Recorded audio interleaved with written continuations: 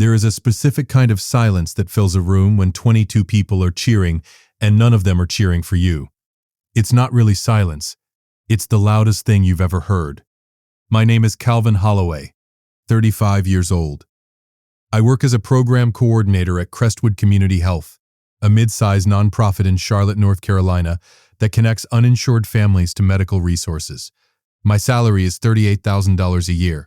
I live in a one-bedroom apartment off Albemarle Road, 20 minutes from my parents' house, which I am invited to approximately 4 times a year. Holidays and the occasional Sunday dinner when my mother needs a number at the table. My brother's name is Ryan, 38 years old. He is the VP of Operations at Holloway Home Medical, the supply company my father built in 1999 from a single warehouse on the east side of Charlotte. Ryan makes more money than I will ever see in a decade. He has a wife named Pam, 2 kids, a house in Ballantyne, and my mother's full, undivided, inexhaustible attention. When Ryan joined the company in 2016, my mother said, "Finally, someone who understands what it means to protect what your father built." I had just finished my master's in public health at UNC Charlotte. Nobody asked if I wanted to interview. I stopped attending most family events in 2022, not out of bitterness, out of self-preservation. You can only sit at the periphery of your own family for so long before the distance starts to feel like a mercy rather than a wound. But on a Thursday evening in late July, someone still had my number. My father, Gene Holloway, collapsed at Holloway Home Medical's 26th anniversary gala. 200 people, black tie, speeches about legacy and growth and family values. I was not invited. I found out about the gala from a LinkedIn post Ryan made that morning.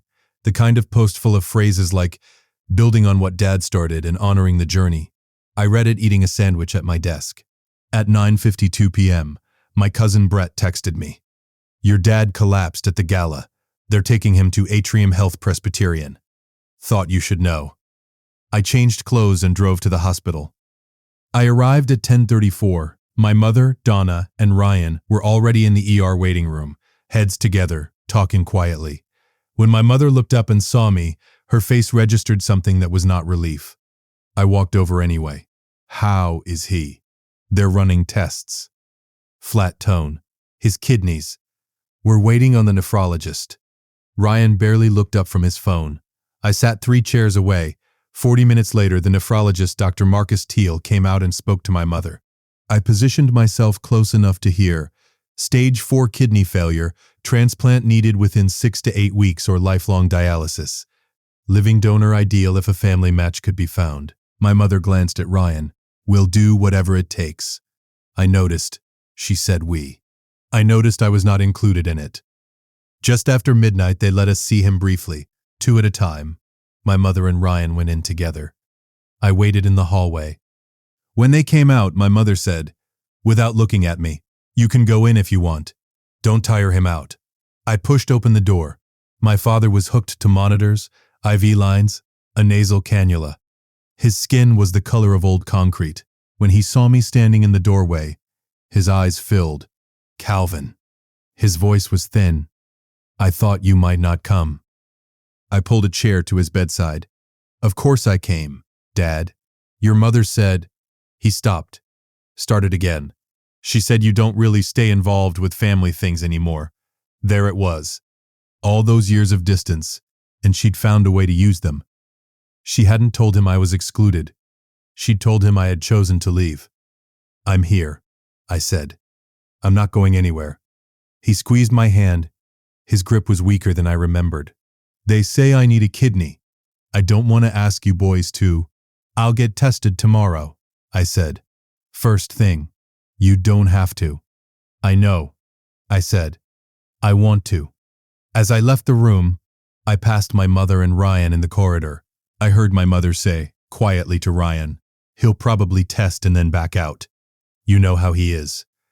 I kept walking. My hands were in my pockets. I did not let them see what my face was doing. The next morning, I called the transplant coordinator at Atrium Health Presbyterian. "My name is Calvin Holloway. My father, Gene Holloway, was admitted last night with kidney failure. I want to be tested as a living donor.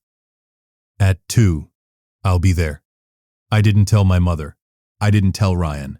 I went alone, answered every question honestly, gave blood, and went back to work.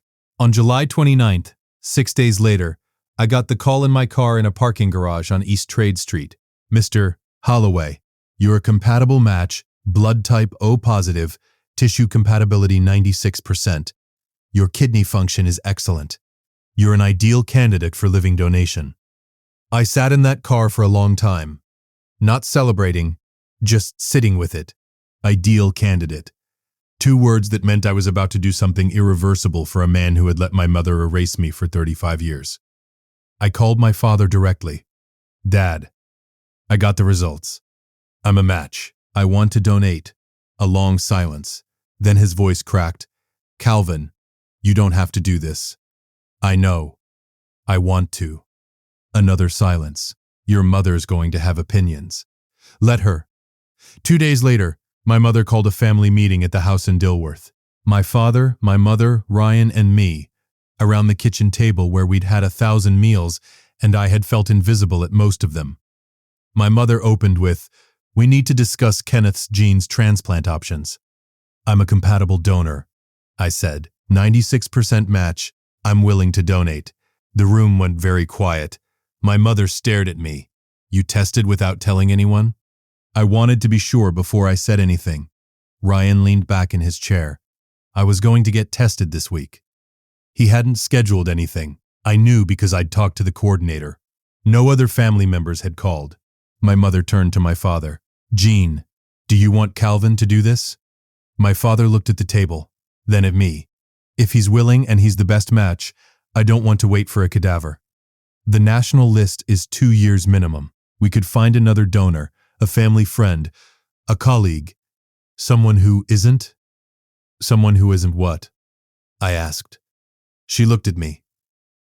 "Someone who hasn't always struggled with follow-through." I drove home without another word. But my father called me that night. "Calvin, if you're sure, then let's do it. I trust you." 3 days later, Ryan called me. "Hey, listen, since you're doing the donation, I want to contribute. I'm thinking a fundraiser, kidney disease awareness, company sponsors, local news coverage maybe, turn this into something positive." I felt something shift in my chest that I didn't like. Will the fundraiser mention that I'm donating? Of course, it's a family story. But the way he said family story already told me whose name was going to be at the center of it.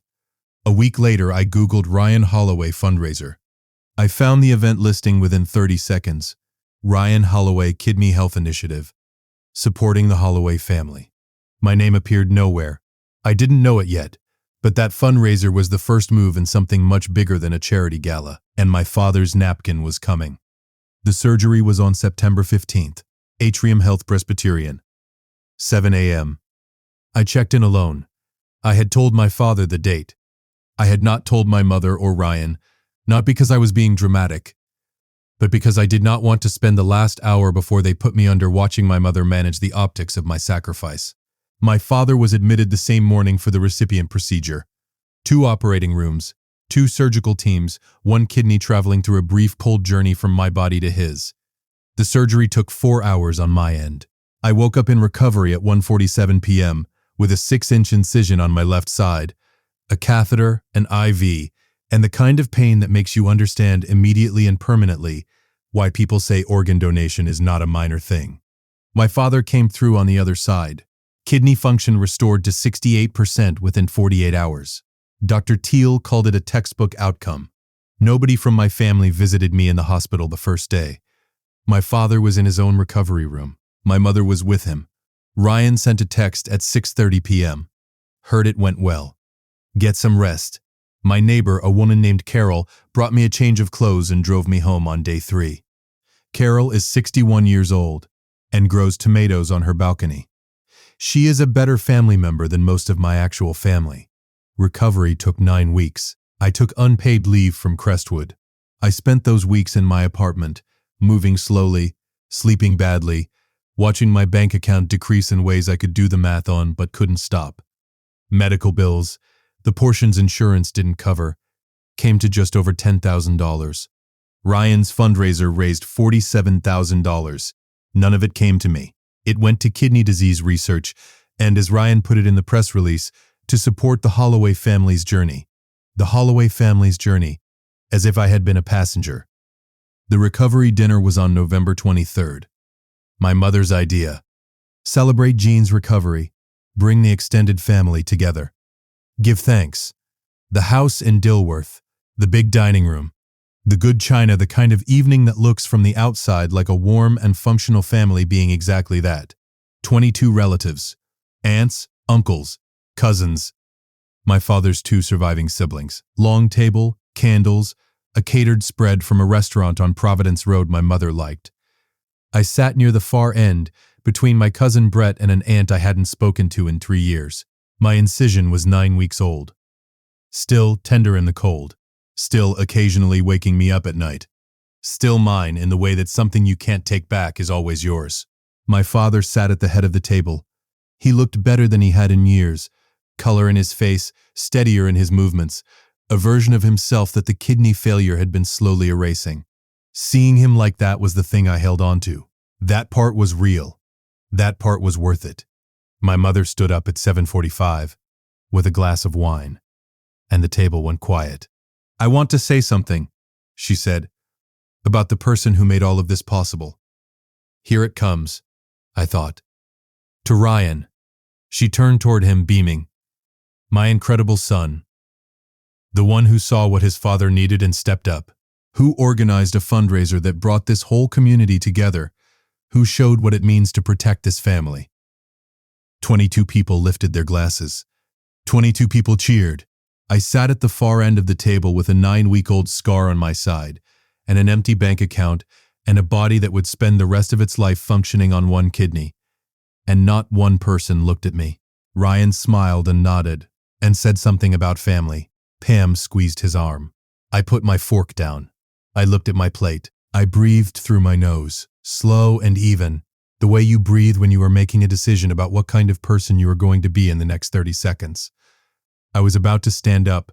I felt a hand close around my wrist. My father, beside me, not at the head of the table. He had moved at some point during the toast, quietly, without anyone noticing. His eyes were wet, not the polite, social kind of wet, the real kind, the kind that comes from somewhere a man doesn't usually let you see. He reached into the breast pocket of his jacket and slid a folded napkin across the table toward me. I looked at him. He nodded once. I unfolded it. We received a report from the transplant team. The hospital social worker flagged the family dynamic before the surgery. It's in your medical file. I've had Drew Peterson, my attorney, reviewing the company's ownership structure since August. You are the only one of my children who never asked me for anything. That ends now. Don't stand up tonight. Let me handle this my way. I read it twice. Then I folded it and put it in my pocket. My father was back at the head of the table before anyone noticed he had moved. I didn't know it yet, but Drew Peterson had been busy for 3 months, and what was in those documents was going to change everything. If you've been listening for a while and want accounts like this to keep coming, it really helps if you hit that like button and subscribe. 97% of people never do, but it's what keeps this whole thing running. So, thank you. Drew Peterson was my father's attorney of 12 years. Corporate law, estate planning, business structure. He had an office on South Tryon Street in Uptown Charlotte, and a particular efficiency of a man who charges by the hour and respects his clients enough not to waste their time. My father called me on December 4th, 11 days after the dinner. Can you come to Drew's office Thursday at 10? Yes, I said.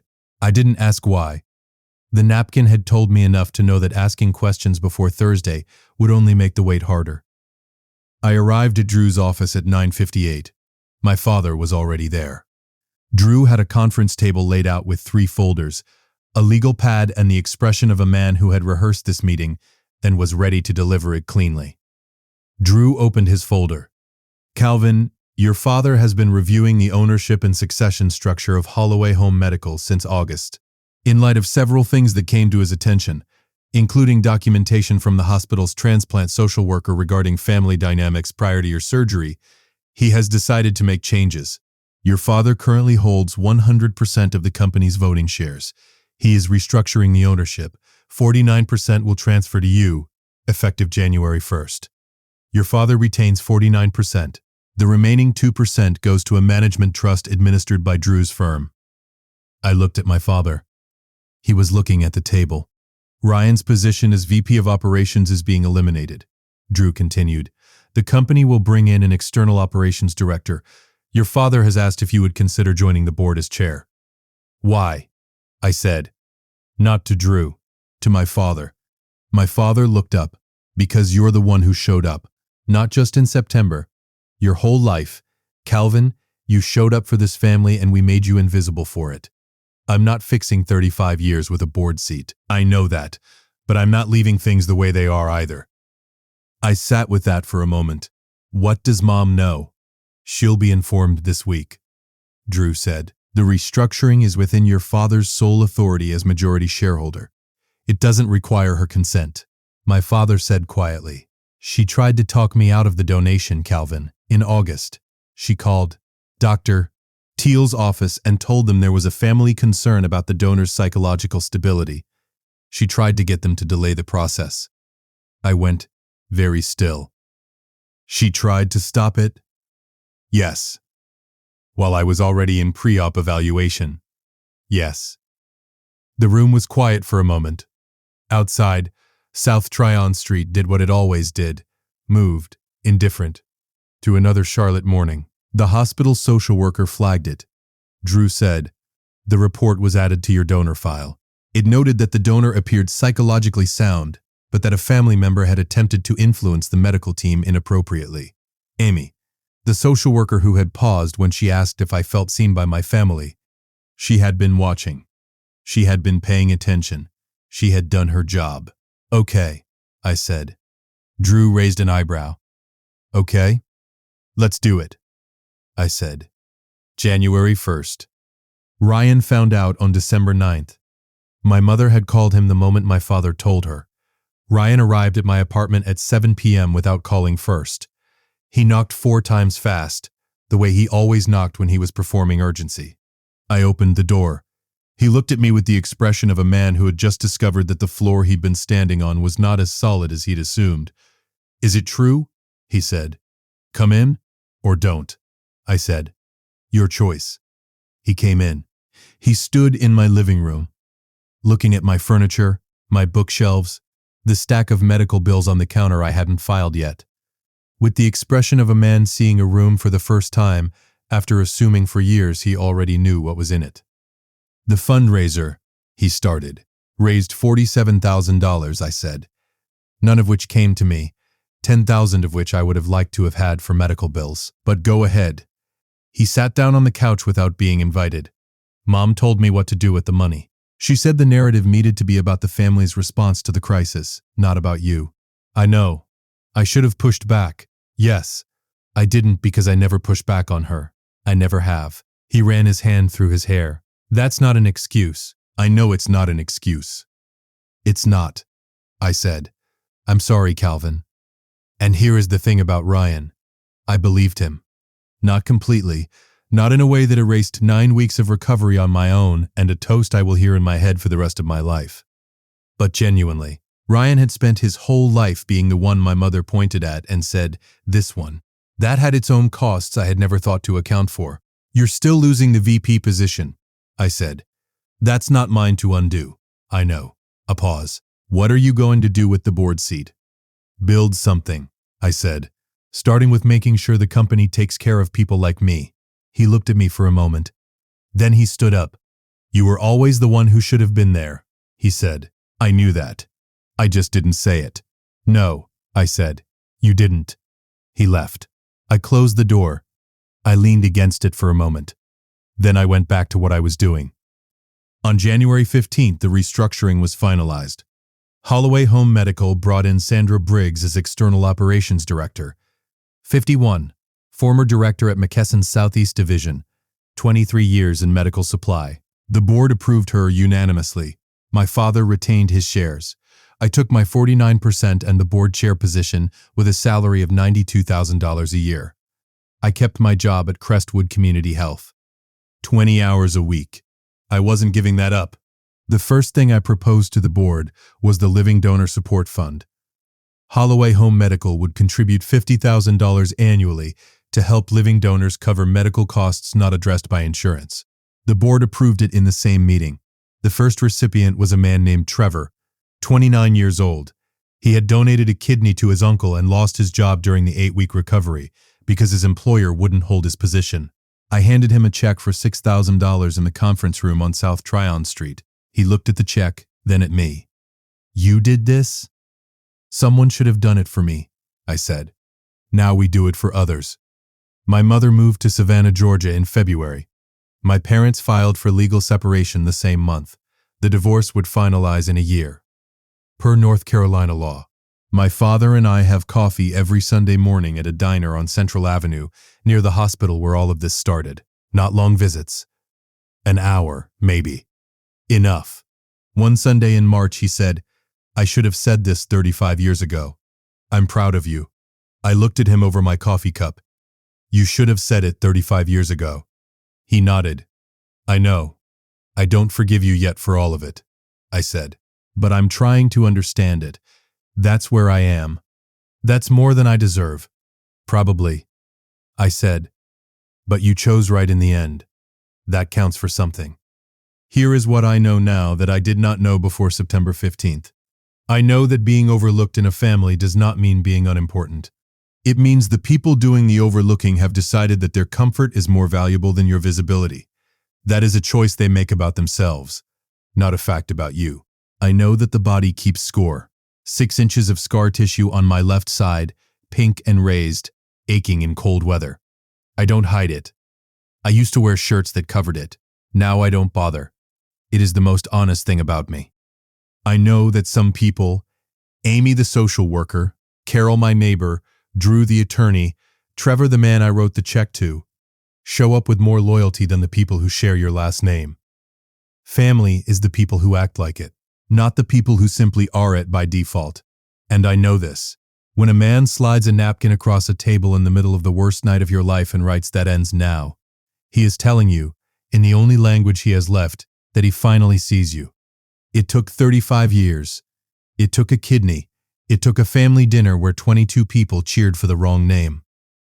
But he saw me. I'm not invisible anymore. I drive to the Crestwood office on a Tuesday in March, just before 7 a.m. The air is cold and damp the way Charlotte gets in early spring, that particular gray that makes the skyline look like it's still deciding whether to wake up. I park. I get out. I can see my breath. My phone buzzes. A text from my father. "Coffee Sunday?" I type back. "Always." I look at my reflection in the car window.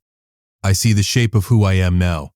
Board chair, donor, the one who showed up even when nobody was watching. The scar will always be there, but so will I. If you liked this story, join our community by hitting that like button and subscribing for more family-centered accounts like this.